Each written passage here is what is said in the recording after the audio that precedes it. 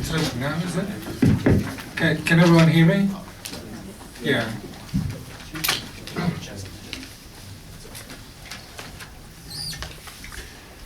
Jasper Becker is a famous British writer. He was the first one who wrote a book about the famine in China.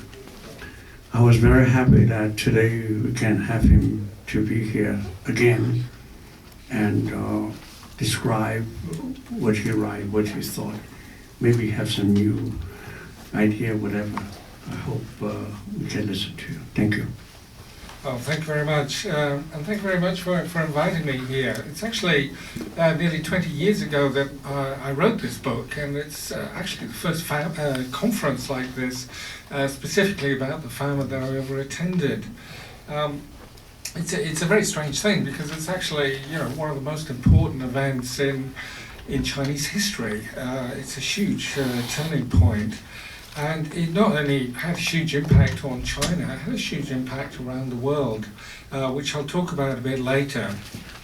First, I'll just tell you a little bit about how I came to write this book.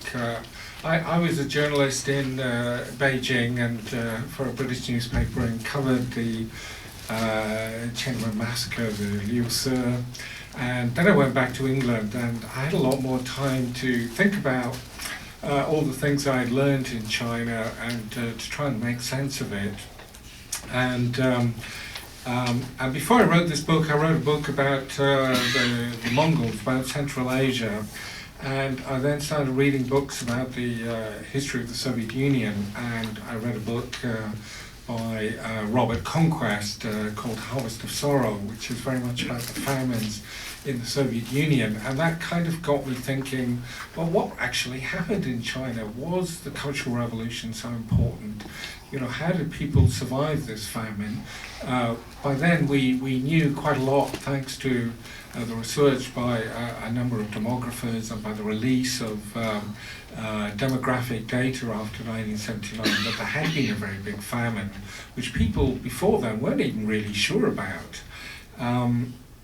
And after 1979, a lot of new material about China, because of the response to the Tiananmen massacre, came out. There was, the book by Mao's doctor, and there were a number of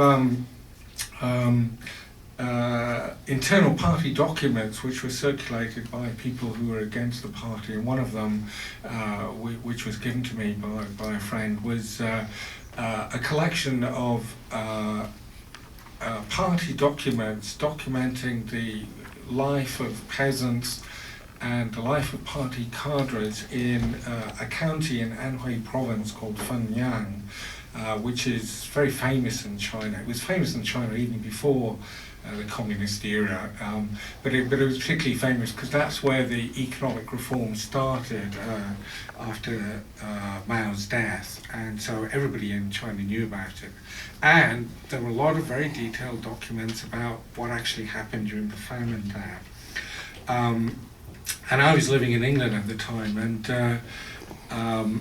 and I did something else. I thought, well, if I go to China, nobody will speak to me. And so I put some adverts in the overseas Chinese language press, and I got sort of hundreds of letters, and I could start sort of interviewing people in safety. And when I had that information, I then traveled around China talking to people, particularly obviously in Anhui, Henan, in Xinjiang, which you've just heard about, which is one of the epicenters, and to Sichuan, which is another big center of the famine. And I actually discovered a very strange thing, that the more uneducated people were in China, the more they actually understood what had happened in China. If you asked a peasant, what had happened during the famine and why, they would immediately tell you. If you interviewed people who were better educated in the neighboring towns, they give you a very confused explanation.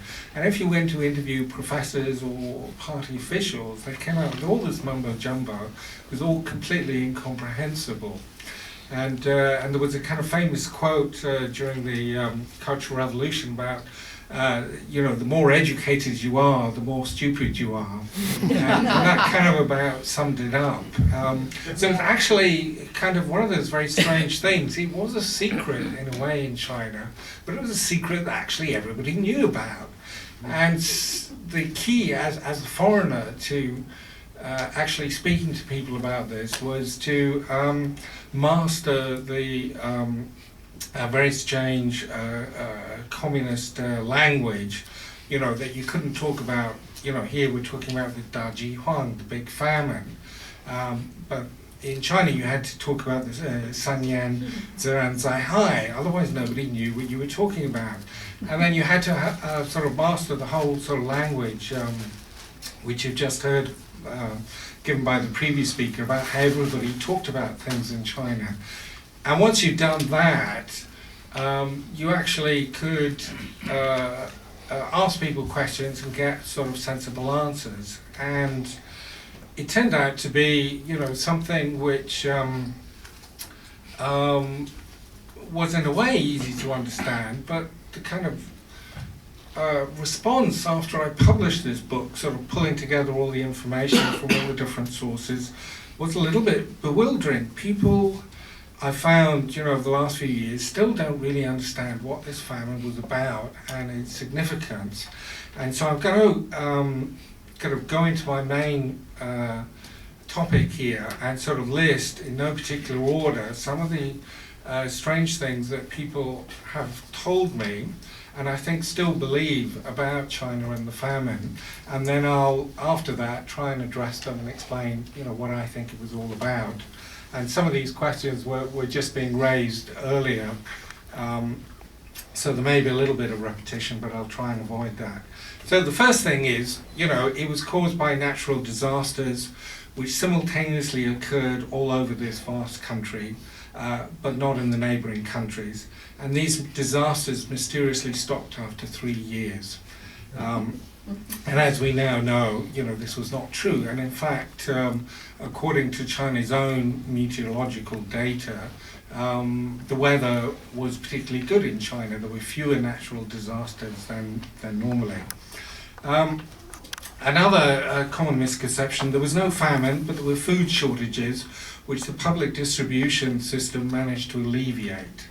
And one of the weird things about this one is that exactly the same formula is used to describe the North Korean famine a few years ago, that actually the state's monopoly of food control is actually responsible for helping people overcome these natural disasters. Another strange thing was that nobody could have predicted what would happen or the scale of the disaster, which I'll go back to later. The communes were basically a good idea. Communism is a very idealistic philosophy. Mao was an idealist. Another common view is that he was constantly seeking a sort of new revolution. He was a kind of Trotskyist.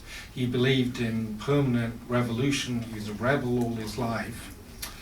Another misconception, which I think Mr. Young talked about, is that everyone suffered equally, and Mao's great redeeming characteristic that he was very much in favor of egalitarianism, and China became this model egalitarian society, which was a sort of model to the rest of the world, and therefore party members suffered along with everyone else, which, as you heard, is patently untrue.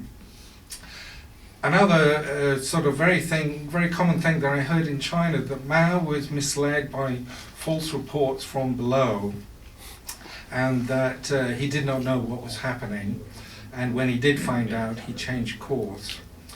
Another sort of misconception was about the Cultural Revolution, that this was propagated particularly after 1979, that basically the Great Leap Forward was an economic failure, and the real problem is the Cultural Revolution, when all these great leaders were unfairly persecuted, and therefore we have to sympathize with their plight.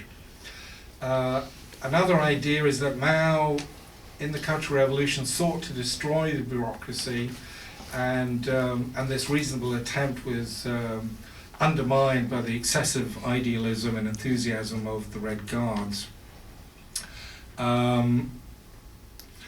Another thing you hear still quite a lot when you talk about China is that the peasants basically loved Mao, and his great plans were ruined by lower ranking officials who were variously described as corrupt, poorly educated, or just over enthusiastic, and that the peasants still revere Mao.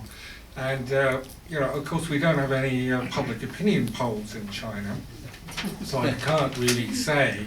But I always suspected this was a load of nonsense. I mean, most peasants in China knew very well that he was responsible for the famine, and so were the other leaders around him.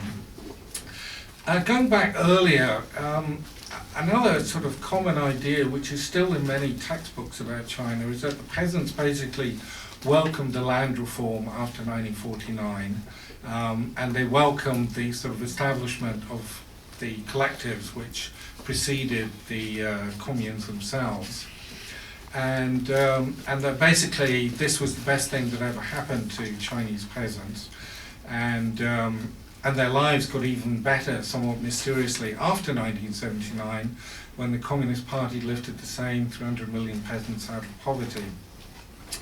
A justification very often for the Mao era in rural China was that it led to vast improvements in health provision, better schools and longer lifespans, and particularly when China was compared with India, although India never suffered any of those famines. One very common thing I've heard from academics is that people say 40 million Indians died from hunger, but they didn't die in a big famine. They sort of died day by day because of the nature of the Indian economic system, and therefore, more Indians died of starvation than Chinese. A few other things. People still believe that the agriculture and the harvest improved after 1949. That the famine in China had nothing to do with famines in other countries like the Soviet Union, Cambodia, Ethiopia, North Korea, Somalia, Mozambique, and so on. And that what happened in the Soviet Union has nothing to do with what happened in China because the countries are so different. And even if there was a connection, what happened in China was different from what happened, say, in Ukraine, which someone was asking about there. Because Mao did not deliberately set out to create a famine or target any particular class or ethnic group of people. So he was not like Hitler. Stalin. Stalin, yeah. He was not like Stalin, he was not like Hitler, yeah. And you get. I'll give you a few examples of people who say this kind of thing, just to show I'm not sort of inventing this. There was that comment a few years ago by the White House communications director Anita Dunn, who described Mao as a favorite political philosopher, who said that Mao showed you didn't have to accept the definition of how to do things, you didn't have to follow other people's choices and paths. It's all about your own choice and your path. There's another kind of, one of my bête noirs is Professor Amartya Sen, who got a Nobel Prize for his work on famines and development, and he didn't study the Chinese famine. In fact, he almost completely ignored it in a 3-volume work called The Political Economy of Famine. So there's been a very peculiar reluctance to see any link between communism and mass famine. And although Maoism had this huge impact around the world because it was all about basing revolution on politicizing or relying on the support of third world peasantry. And here's a quote from Professor Sen. China clearly got more from the egalitarian commitment of its authoritarian leadership than India did from its democratic system. So I want to now address some of these things that I've raised.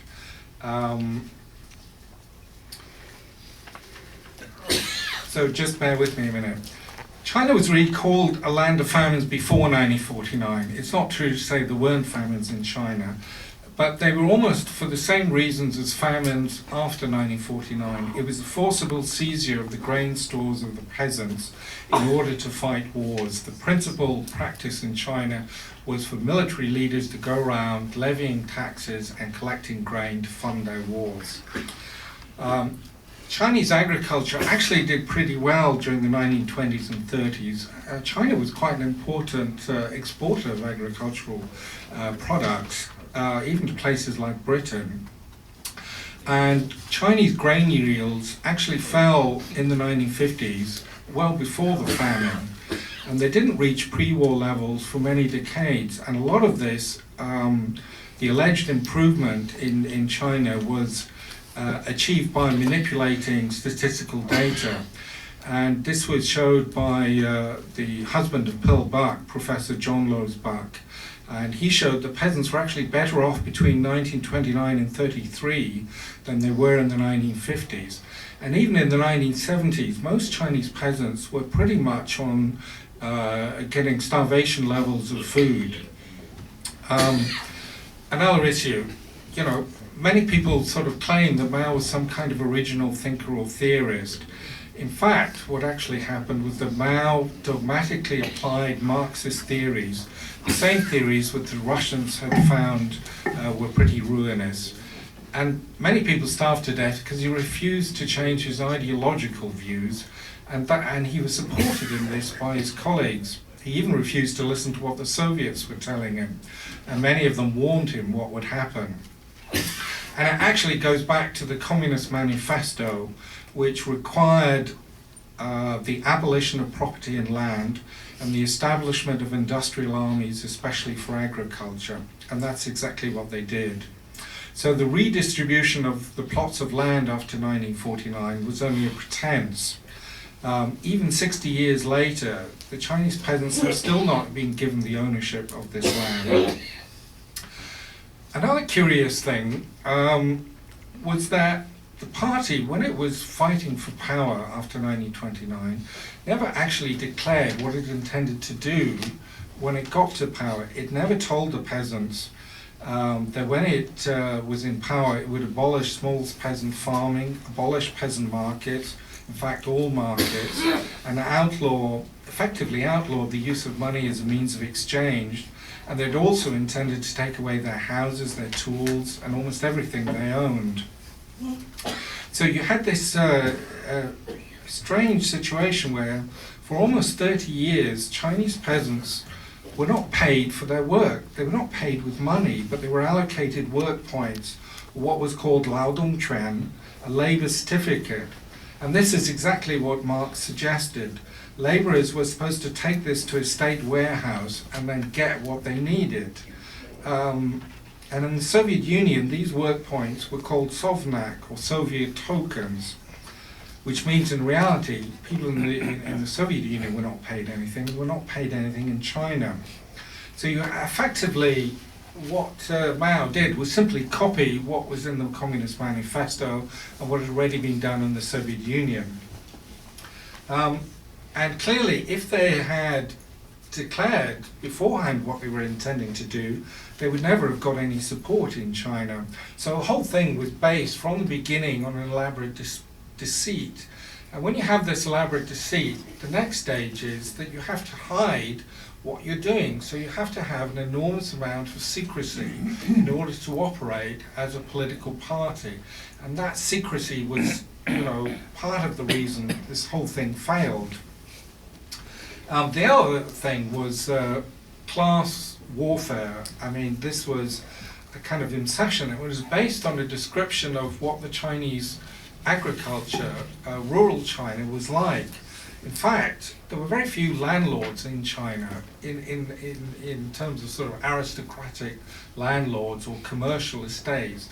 Over 50% of Chinese peasants in 49 or in the 20s and 30s were actually private owners. They owned their own land. Doesn't make them very rich, but it means that actually when you come to reform Chinese peasants and drive them into collectives and to organize them, you're actually dealing not with landlords, aristocrats and tenants, you're actually dealing with clans. You're actually dealing with families, who own plots of land, and there may be 2 or 3 families or clans in a village. And so when they carried out land reform, they were really just not getting rid of landlords, but simply the heads of these families to crush any resistance. The other strange thing is that, I don't believe that the party leaders did not know what the consequences of collectivization would be. Most of them, people like Liu Shaoqi, had been trained in the Soviet Union. They'd been there in the 1920s under war communism when there was mass starvation and people were only saved by American aid. They were there in the 1930s during the Ukrainian famine and all the famines. They must have known perfectly well what the consequences would be. I just find it impossible that they did not know what was going to happen. I mean, these were very diligent students, they were bright people. You could not be in the Soviet Union at those times and not know what people were talking about, what the famine was about, what the theories were about. It is impossible. And they knew this. And they knew that in order to introduce this communist utopia, you needed to resort to mass terror. You could not do it any other way. And already in 1927, in Mao's report on the Hunan peasant movement, he said, we must create a short reign of terror in all parts of the countryside. And well before the 1950s and the 1958 and the Great Leap Forward and all this kind of stuff, cadres who refused to implement this kind of policy in the areas occupied by the Communist Party were taken out and shot. I mean, this was well known to people within the party. Further, well before the Commune started, the party started to outlaw the trade in grain and to enforce the compulsory acquisition of food in the early 1950s. There were famines in Sichuan in which millions of people died and people committed suicide because they would not hand over the grain to the state. People started slaughtering their animals, doing everything rather than hand their property over to the state. And so there were millions of people who starved to death in famines well before the 1958 famine. So everyone was very conscious of what they were doing and what this was about. And it was very striking that the people who propagated these lies and the propaganda before 1949 about the Chinese Communist Party were the so-called ultra-leftists like Chen Boda and Kang Shan. Chen Boda, these are the kind of evil figures in the Communist Party now, wrote a book called Chinese Agriculture and the Classes in the Countryside. And Mao always relied on these people to conduct his own terror campaign. These were the terror chiefs against his critics and against the peasants. I've got more to say, but we've run out of time, and you probably want to ask some questions. What I haven't talked about is how the misconception and the lies which were propagated in the West and inside China about the famine had repercussions all over the world. And I'll have to leave that to another day because I think we're running out of time. But thank you very much for giving me the opportunity to speak here. Thank you.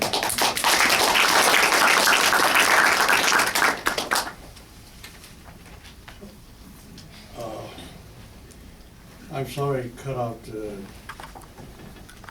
Jasper Becker's speech, but actually he have a lot of things to tell you about it. But anyway, you have the question, you can raise the question too. Mr. Becker? Yeah. I'm still, in a small group, I guess I'll ask some more questions, but I'm still unclear. There's two things I really want to ask you. I'm still unclear about why government officials made the decisions they did that caused this famine.